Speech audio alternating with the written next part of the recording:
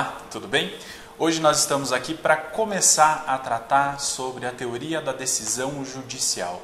Nessa primeira parte, nesse primeiro vídeo que nós vamos analisar as questões relativas à decisão judicial, nós vamos estudar sobre os elementos da sentença, certo? Para entender sobre os elementos da sentença, óbvio que nós temos que invocar as lições da doutrina para que ela nos diga o que é sentença, qual é o conceito de sentença.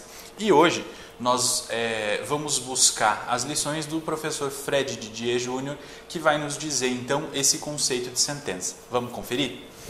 No procedimento comum ou nos procedimentos especiais, é pronunciamento do juízo singular que encerra uma fase do processo, seja ela cognitiva ou executiva. Então, com esse conceito de sentença, nós percebemos que é aquela decisão judicial que vai encerrar uma fase do processo. Essa fase pode ser uma fase de cognição ou de conhecimento, ou pode ser a fase executiva. Depois, no próximo vídeo, nós vamos verificar os tipos de sentença. Vamos perceber que há sentenças de conteúdo meramente processual e há sentenças de conteúdo material, ou seja, sentenças que encerram o processo sem análise de mérito e sentenças que encerram o processo com análise de mérito. Para entender melhor, nós temos que conhecer quais são os elementos da sentença. E eles estão previstos no artigo 489, nos seus incisos do novo Código de Processo Civil. Vamos conferir?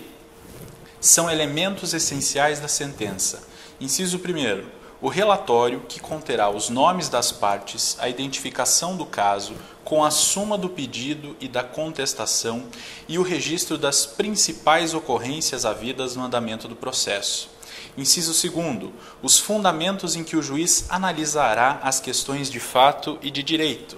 Inciso 3º, o dispositivo em que o juiz resolverá as questões principais que as partes lhe submeterem.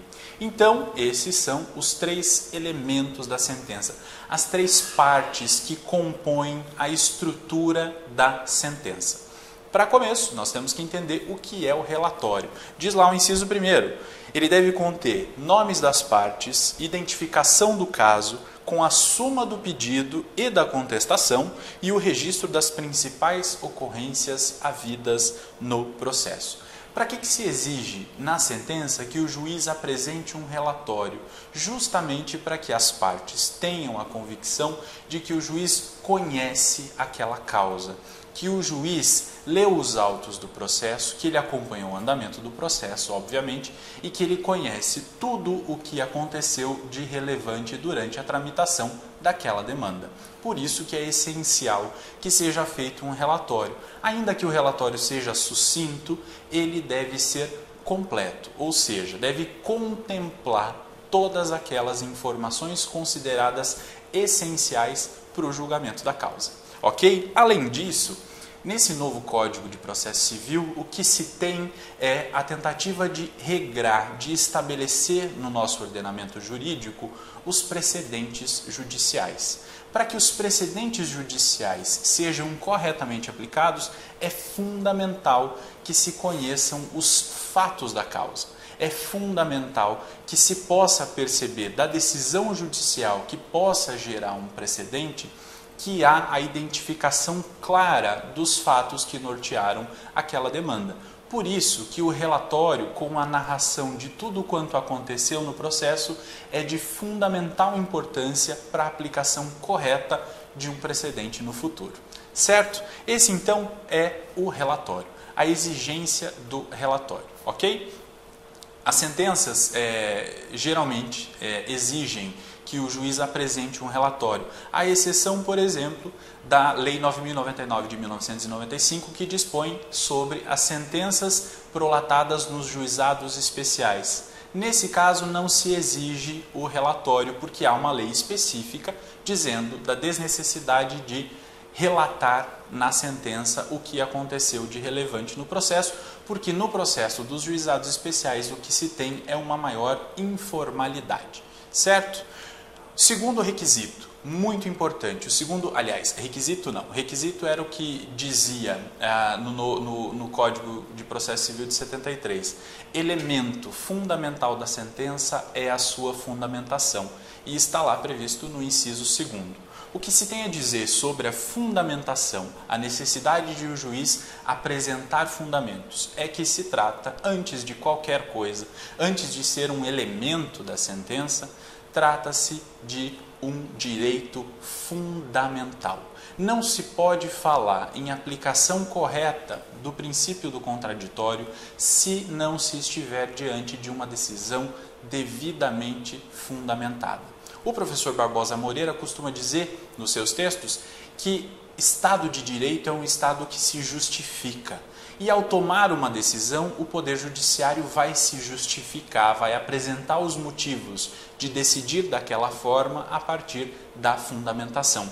Por isso que o que se tem é a fundamentação das decisões judiciais como um direito fundamental. Isso é muito importante. Além disso, a fundamentação da sentença, ela tem duas funções básicas. Uma função para o processo e uma função para fora do processo. As duas funções são chamadas de endoprocessual e de extraprocessual ou de exoprocessual.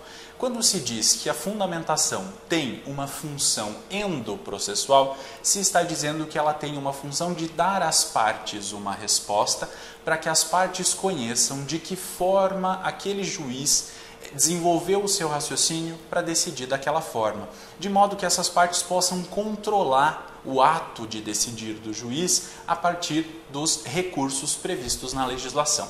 Essa é a função interna, a função endoprocessual. E tem também a função externa da fundamentação, que é dar à sociedade, que é dar ao público a conhecer sobre como decidiu-se naquele determinado processo, a fim de que se possa fazer o controle da atividade jurisdicional. Nós sabemos que o Poder Legislativo e o Poder Executivo têm a eleição dos seus membros. No Judiciário nós não temos a eleição daqueles que irão compor os cargos de decisão, daqueles que irão ocupar os cargos de decisão. Nós não elegemos juízes. Por isso é necessário que se crie um mecanismo democrático para a função jurisdicional, ou seja, uma forma de controlar a função jurisdicional. E isso se dá pela publicidade de regra dos processos judiciais e pela exigência de fundamentação das decisões. Essa é a função extraprocessual, uma função de democratizar o ato de decidir, dar ao conhecimento do público saber sobre como o juiz decidiu neste e naquele caso. Além disso, essa função extraprocessual ganha relevância principalmente nos tempos de hoje, né, em que nós vivemos uma tentativa de fortalecimento do direito jurisprudencial, numa tentativa de aplicação de precedentes, muito mais além até, né, no conceito de precedentes, muito mais além do que um conceito de direito jurisprudencial. Tudo isso leva à necessidade de que as decisões sejam devidamente fundamentadas, porque elas servirão para resolver o problema naquele caso concreto, mas poderão também servir de parâmetro para futuras decisões. Por isso que se tem essa função extraprocessual, uma função que vai além daquele caso concreto, ok? É possível ou é necessário falar ainda, quando se fala sobre fundamentação, em racionalidade na hora de decidir. O juiz vai poder invocar fundamentos que ele entenda adequados para fundamentar a sua decisão, entretanto, esses fundamentos devem permanecer no campo da razão, ou seja, devem ser argumentos construídos racionalmente. Isso é muito importante. Além disso, o caráter da controlabilidade. Nós já falamos da função extraprocessual da fundamentação das decisões judiciais, que possibilita justamente que se dê o controle do ato de decidir pelos jurisdicionados, não só pelas partes do processo, mas por qualquer outra pessoa, por qualquer outro cidadão brasileiro. Além disso, o novo Código de Processo Civil fala na necessidade de que as decisões guardem um significado de integridade e de coerência. Ou seja, as decisões judiciais dentro da teoria adotada pelo novo Código de Processo Civil, que é a teoria do professor Ronald Dworkin, do direito como integridade, deve ser entendida como uma continuidade das decisões que já foram proferidas anteriormente. Então, quando o juiz, ao decidir aquele caso concreto, encontra uma determinada resposta, ele tem que verificar se essa resposta a ser dada para o caso concreto está de acordo com a história institucional, com aquilo que já vem sendo decidido nos tribunais e naquele mesmo juízo. O juiz pode dar uma solução diferente da que vem sendo dada pelos tribunais, desde que ele supere os argumentos utilizados anteriormente, desde que ele construa uma fundamentação suficiente para superar aqueles fundamentos que já foram usados, de modo a possibilitar que ele dê um tratamento diferenciado naquele caso concreto. Ok? Isso é, em linhas gerais, a integridade e a coerência. É óbvio que, por se tratar até de uma posição filosófica, essas questões demandam um debate e uma leitura muito maior, né? Então, é necessário que vocês, para entenderem adequadamente o que é integridade e o que é coerência, procurem principalmente a doutrina do professor Ronald Dworkin, e ele vai explicitar para vocês quais são os fundamentos dessa teoria de decisão íntegra e de decisão coerente, ok? Conteúdo da fundamentação. A fundamentação, então, vai ser estruturada e ela vai poder resolver questões processuais, né? Então, o juiz, na sua fundamentação, vai resolver questões que tenham a ver com a forma do processo e vai resolver, além disso, ou pode resolver, além disso, questões de mérito, ou seja, vai decidir a quem pertence o objeto daquela demanda, o direito material que está sendo discutido naquela demanda. Dentro das questões de mérito, vão ser discutidas aí questões de fato e questões de direito. As questões de fato vão depender de análise de provas. Então, o juiz irá fazer na sua fundamentação valoração sobre as provas produzidas naquele processo, a fim de decidir sobre as questões de fato. As questões de direito são questões que, na maioria das vezes, independem de prova, né? Porque elas dependem muito mais de uma interpretação do ordenamento jurídico. E aí, quando o juiz fizer a análise dessas questões de direito, o que ele deve fazer é identificar a norma jurídica, né? Interpretar de modo a construir uma norma jurídica para resolver o problema naquele caso concreto, verificar se os fatos que foram narrados pelas partes e foram objeto de prova estão relacionados às consequências jurídicas que as partes quiseram atribuir, né? Se aquele fato narrado pela parte autora teve como consequência jurídica aquilo que a parte autora deseja obter. Além disso, o juiz vai poder dizer, na análise dessas questões de direito, sobre a constitucionalidade ou inconstitucionalidade de algum ato normativo que tenha sido invocado pelas partes para resolver aquele conflito. E é possível também que o juiz tenha que resolver conflito entre normas, né? Quando duas normas, duas regras, dois princípios, ou uma regra e um princípio estabelecem textos que se contradizem. Então, se entrarem em conflito naquele caso, o juiz terá que resolver, na análise das questões de direito, esse conflito de normas. E ao dizer que uma norma prevalece sobre a outra, é importantíssimo que o juiz fundamente a sua decisão de forma completa, para esclarecer como ele construiu o seu raciocínio de modo a decidir daquela maneira, dizendo que esta norma se sobrepõe a outra norma, ou se ele afasta a aplicação de uma determinada norma por considerar que ela seja inconstitucional. Nesse caso, então, ele terá que fundamentar adequadamente a sua decisão.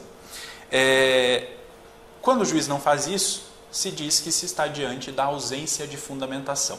Percebam a importância de se discutir fundamentação da decisão judicial. A fundamentação é o freio democratizante do Poder Judiciário. né? Por mais que a sociedade brasileira apresente um alto nível de confiança na instituição do Poder Judiciário, isso é importante que aconteça, é importante que nós possamos ter confiança no Poder Judiciário. Um regime democrático é um regime de desconfiança. É muito importante que as pessoas que exercem o poder sejam sempre pressionadas pela desconfiança do público, dos cidadãos. Por mais que nós confiemos na instituição, nós não podemos confundir a instituição com as pessoas que fazem parte, que compõem essa instituição. Porque as pessoas são falíveis. Se as pessoas são falíveis, nada mais justo do que nós possamos ter meios de controle delas. Por isso que nós temos a exigência de fundamentação das decisões judiciais. Quando não há fundamentação, se diz que há ausência de fundamentação. E é um defeito gravíssimo, que não pode ocorrer, que nós temos que trabalhar para que isso não ocorra. E se ocorrer, nós temos que extirpar esse ato defeituoso do processo. Ok? Para entender essa questão da ausência de fundamentação, vamos mais uma vez invocar a doutrina processual brasileira para entender do que se trata isso. E nada melhor do que invocar as lições da professora Teresa Arruda Alvim Wambier. E ela trata no seu livro sobre nulidades do processo e da sentença de forma muito clara a respeito da ausência de fundamentação. Confere comigo. Pode-se dizer que há, grosso modo, 3 espécies de vícios intrínsecos das sentenças, que se reduzem a um só, em última análise. 1. Ausência de fundamentação. 2. Deficiência de fundamentação. E 3. Ausência de correlação entre fundamentação e decisório.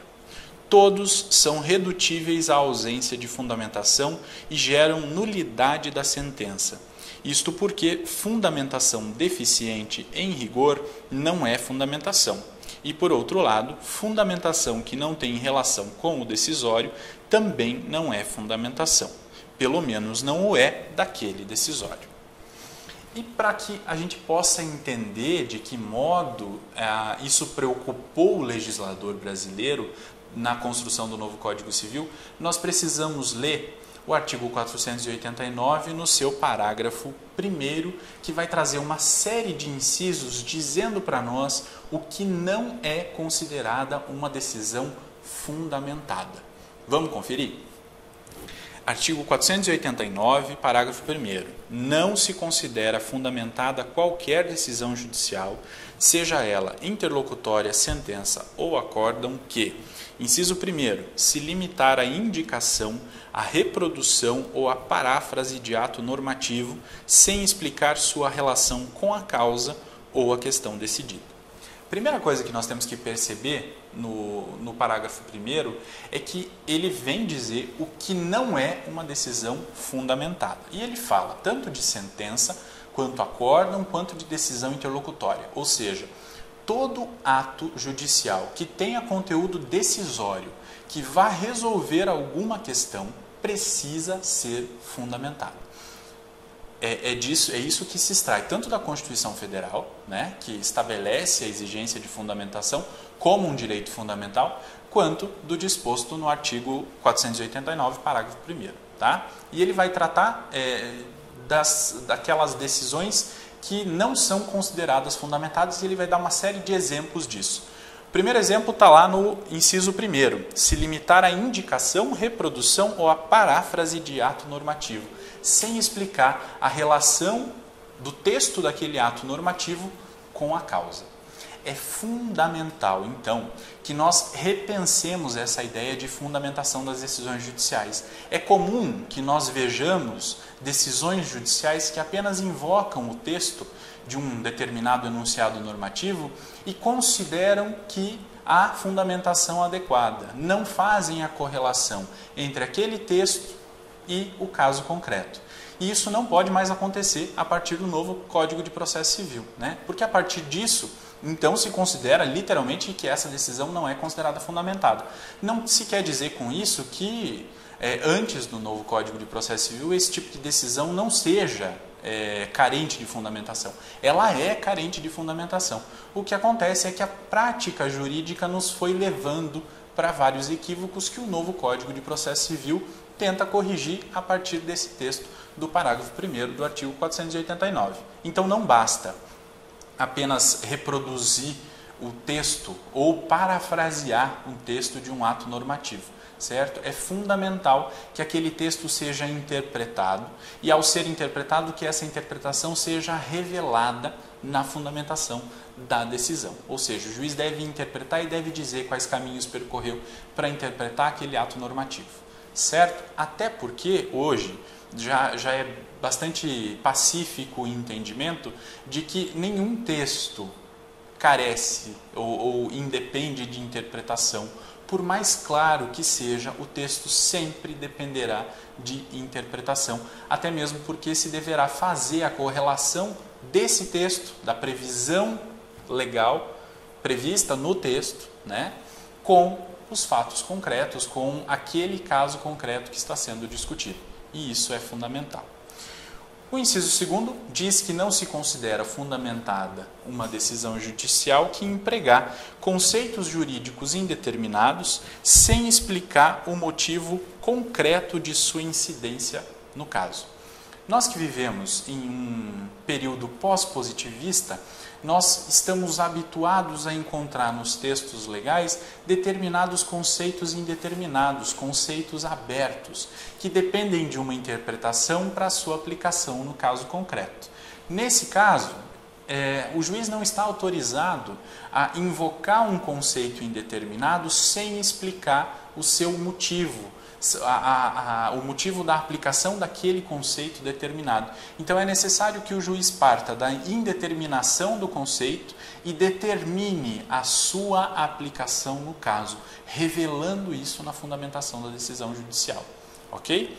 O inciso 3º diz que não será considerada fundamentada a decisão judicial que invocar motivos que se prestariam a justificar qualquer outra decisão.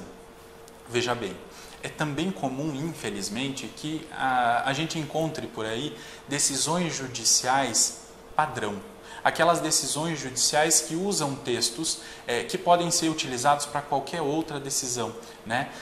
A partir da entrada em vigor do novo Código de Processo Civil, não se poderá mais trabalhar com esse tipo de decisão judicial com textos padronizados que possam, então, ser utilizados para decidir qualquer outra coisa.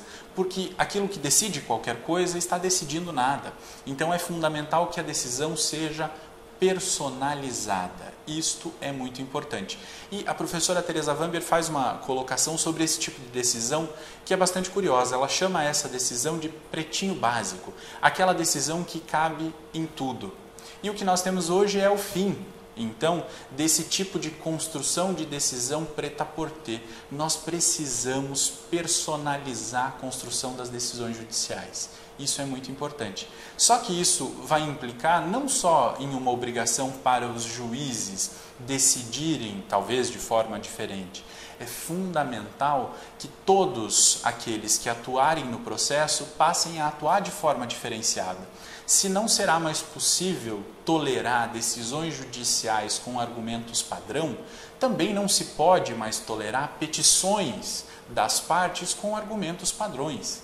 É necessário que as partes individualizem os seus argumentos também, certo? Então, isso tudo, esses dispositivos do artigo 489 vão exigir um novo comportamento não só dos juízes, mas daqueles que vêm antes dos juízes, daqueles que provocam o poder judiciário. Ou seja, advogados, promotores, defensores deverão obrigatoriamente mudar as suas formas de pedir para que peçam de forma específica e com isso contribuam para a construção de uma decisão judicial específica para o caso. O inciso 4º do parágrafo 1º diz que não será considerada fundamentada a decisão que não enfrentar todos os argumentos deduzidos no processo capazes de, em tese, infirmar a conclusão adotada pelo julgador. Então, aqui exige-se que o juiz analise todos aqueles fundamentos trazidos ou aqueles argumentos trazidos pelas partes que são considerados relevantes, ou seja, que possam, em hipótese, derrubar a conclusão a que chegou o juiz. Então ele deverá superar os argumentos relevantes trazidos pelas partes, de modo que possa então concluir a sua decisão, certo? E ele deverá responder a esses argumentos relevantes trazidos pelas partes, ok? O inciso 5º diz que não será considerada fundamentada decisão judicial que se limitar a invocar precedente ou enunciado de súmula sem identificar seus fundamentos determinantes, nem demonstrar que o caso sob julgamento se ajusta àqueles fundamentos. E aqui a primeira coisa que se deve extrair do disposto no inciso 5º é a diferença que se faz entre o conceito de precedente e o conceito de enunciado de súmula. Enquanto que o conceito de enunciado de súmula está mais fortemente ligado a um conceito de jurisprudência, ou seja, reiteradas decisões num mesmo sentido, que vão gerar a construção de um enunciado de súmula para nortear a aplicação do direito a partir dali. Quando se fala em precedentes, não se fala necessariamente em reiteradas decisões. Se fala talvez em uma decisão que tenha um valor transcendental, ou seja, um valor que vá superar os limites daquela própria causa e que produza uma orientação para outras decisões naquele mesmo sentido. Então, se o juiz estiver diante de um precedente, uma decisão que tem um valor transcendental ou de um enunciado de súmula, ele não pode simplesmente invocar o precedente ou invocar o enunciado de súmula sem explicitar os seus fundamentos determinantes. Então ele deverá fazer uma pesquisa aprofundada, um estudo aprofundado daquele precedente, conhecendo os seus fatos, os fatos que nortearam aquela decisão, conhecendo os fundamentos jurídicos que levaram aquele julgador a decidir daquele jeito. Da mesma forma, se ele estiver diante de um enunciado de súmula, ele vai ter que analisar quais foram as decisões que geraram aquele enunciado de súmula, de maneira a conhecer como o tribunal decidiu, até mesmo para verificar se aquelas decisões que deram razão, que deram fundamento à construção daquele enunciado de súmula, de fato tem a ver com o que o enunciado está dizendo, porque é possível que se encontre por aí enunciados de súmula que digam de forma diversa do que disseram os precedentes que vieram, obviamente, antes da criação daquele enunciado de súmula. Então, o julgador deverá fazer uma análise detalhada, um estudo detalhado dos fundamentos determinantes, verificar quais são esses fundamentos determinantes e, então, fazer a aplicação do precedente ou do enunciado de súmula com base nesses fundamentos determinantes, fazendo a análise dos fundamentos determinantes do precedente ou do enunciado de súmula com aquilo que ele está julgando naquele momento. Se ele não fizer isso, a decisão será considerada não fundamentada, porque não vai mais bastar apenas invocar o enunciado de súmula. É preciso algo mais, é preciso uma construção argumentativa muito maior, ok? O inciso 6º do parágrafo 1º diz que não vai ser considerada fundamentada a decisão que deixar de seguir enunciado de súmula, jurisprudência ou precedente invocado pela parte sem demonstrar a existência de distinção no caso em julgamento ou a superação do entendimento. Então, enquanto que no inciso 5º se tratava da necessidade de, ao seguir um enunciado de súmula ou a seguir um precedente, o juiz se limitar apenas a invocar o precedente ou o enunciado sem analisar os seus fundamentos determinantes, o inciso 6º está falando em deixar de seguir o enunciado de súmula. Então, se ao seguir ele precisa descobrir os seus fundamentos determinantes e então fazer a análise, o cotejo entre os fundamentos determinantes e o caso concreto que ele está julgando, para que a decisão seja considerada fundamentada, ao não seguir o enunciado de súmula, a jurisprudência ou o precedente, ele também deve fazer a mesma coisa. Ele deve verificar quais são os seus fundamentos determinantes e então mostrar, por meio da sua fundamentação, que aqueles fundamentos determinantes não se aplicam a este caso concreto. Certo? Então, no inciso 5º, ele descobre os fundamentos determinantes e mostra como aqueles fundamentos determinantes são determinantes também para o processo que ele está julgando agora. No inciso 6º é o contrário. mas ele analisa os fundamentos determinantes e verifica que aqueles fundamentos não podem ser utilizados para justificar a decisão neste caso concreto, no caso concreto que ele está decidindo naquele momento, ok? Muito importante que isso seja compreendido.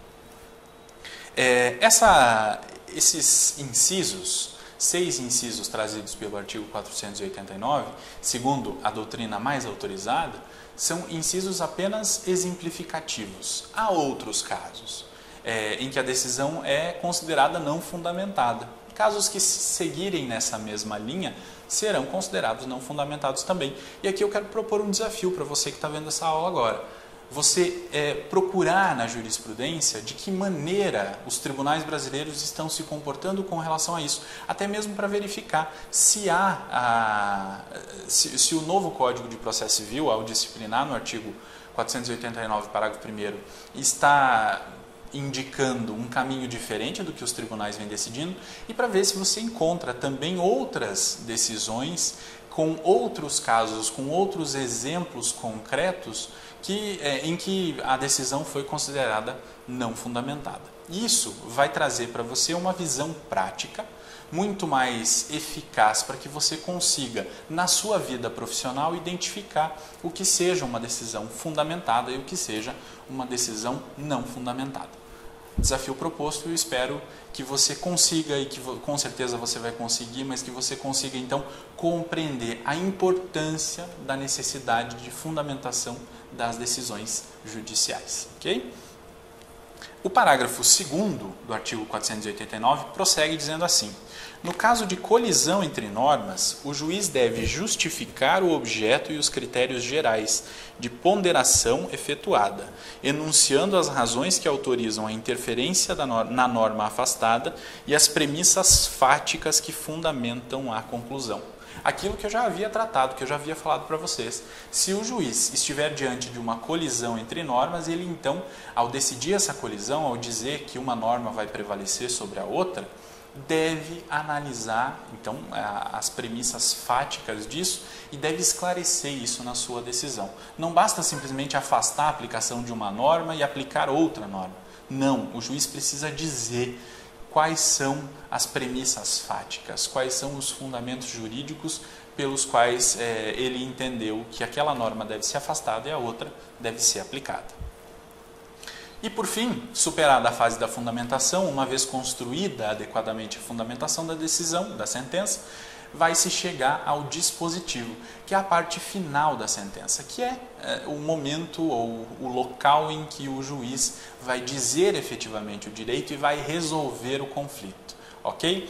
E os professores Marinoni, Mitidiero e Arenhardt trazem o seguinte conceito de dispositivo. Vem conferir comigo.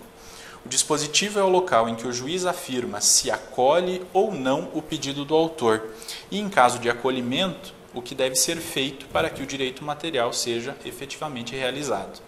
É o comando que rege a vida das partes e exprime como essas devem se comportar diante do caso concreto. Então, essa parte final da sentença, o juiz vai fixar o direito, vai dizer, numa ação condenatória, por exemplo, se ele condena ou não condena o réu a pagar aquilo que o autor pediu, né? E vai estabelecer isso, vai dizer se condena, se ele disser que condena, vai dizer o valor, vai dizer de que forma os juros vão incidir, de que forma vai incidir correção monetária, vai arbitrar os honorários advocatícios, vai condenar o pagamento de custas, enfim, vai resolver aquela lide, vai resolver aquele processo. Ok? E é isso, essa é a estrutura do dispositivo. Enquanto a fundamentação tem uma estrutura analítica, o dispositivo tem uma estrutura de imposição de uma determinada conduta. Certo? Para finalizar essa aula, eu gostaria de fazer a indicação de alguns textos para que vocês aprofundem muito mais o estudo a respeito dos elementos da sentença, dos elementos da decisão judicial, e principalmente dessa necessidade de fundamentação das decisões, né? Porque é muito importante que haja esse aprofundamento, porque o novo código vem propondo uma nova postura, um novo comportamento dos operadores do direito. O primeiro texto que eu gostaria de indicar é um texto intitulado A Motivação das Decisões Judiciais como Garantia Inerente ao Estado de Direito. é do professor José Carlos Barbosa Moreira, e esse texto consta de um livro do professor Barbosa Moreira chamado Temas de Direito Processual, segunda série. A obra do professor Barbosa Moreira é fundamental para quem quer compreender o processo civil brasileiro, e esse texto vai tratar especificamente sobre a motivação das decisões judiciais, fazendo justamente essa ligação entre a necessidade de fundamentação e o conceito de Estado de Direito. Imperdível, você precisa conhecer esse texto para compreender de forma bastante eficaz a importância da necessidade de fundamentação. A segunda indicação que eu gostaria de fazer é a parte da teoria da decisão do livro do professor Fred Didier Júnior e de outros autores, do professor Rafael Alexandria de Oliveira e da professora Paula Sarno Braga. O curso de Direito Processual Civil, volume 2. É também fundamental porque ele faz uma análise bastante detalhada a respeito da teoria da decisão judicial, trazendo elementos fundamentais para que você compreenda esse tema. E por fim, e não menos importante, a obra da professora Teresa Rudolphin Vamber, notadamente o livro Nulidades do Processo e da Sentença, que vai também te dar uma noção bastante precisa do que é uma decisão considerada devidamente fundamentada e do que é uma decisão considerada não fundamentada, que vai levar à nulidade do processo. Ok? Era isso que nós tínhamos para tratar nessa primeira parte da decisão. Nos vemos na próxima aula, ainda prosseguindo com a discussão a respeito da decisão judicial. Até lá!